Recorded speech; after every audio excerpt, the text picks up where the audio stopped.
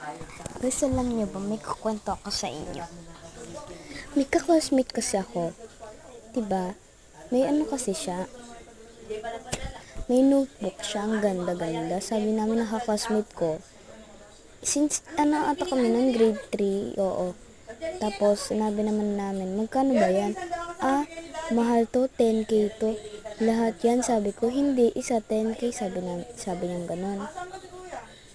E di kami namang mga uto-uto.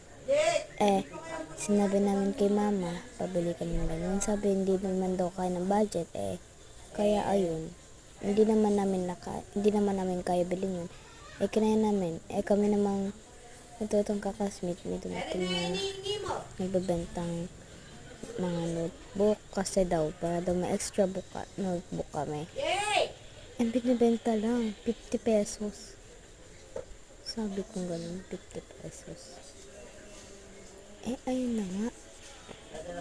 Tapos, kamukhang-kamukha yung notebook ng kaklasmate ko. Kami naman ito naman nun. Sinabi namin, ba't ganun yung sa'yo? Ba't parang kamukhang-kamukha niya? Hindi. Sa iba to nabili, hindi yan dyan. Ano ako? Poor? Sabi niya ganun. Kami naman mga uto-uto, naniwala kami. Nasa isip namin na sinabi namin ng kaklasmate ko, totoo ba yun? Parang totoo nga. Sabi ng mga uto-uto, sinabi namin yun. Tapos sinabi ko, parang nang bumalik ulit ng nakaraan, ayun, lalo nang nahalatang halata. Pero hindi pa rin kami naniniwala, di ba? Tapos, ayun, nakita namin sa teacher namin, may ganun din pala siyang notebook. Sa panglistahan niya, binili niya lang din daw. Kasama niya daw kasi nung classmate ko. Sinama niya daw, same daw silang binili. Kami naman kami naman, sinabi namin sa classmate namin. Tapos, ayun, doon na nagkaanuhan kami, nag-away-away kami dahil doon.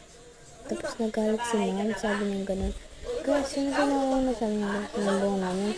Siya po, akala po namin talaga 10k isa, sabi namin ganun. Ba't naman kasi kayo nangyayala dyan? Ikaw talaga sinungaling ka. Alam mo namang para sa tayo bumili niyan. At saka sinabi naman din namin, sabay kita. Ba't tingin ka? Parang sinungaling kong estudyante. Sabi nga yung teacher ko. Ayun lang. Thank you for watching. Bye-bye. Bye.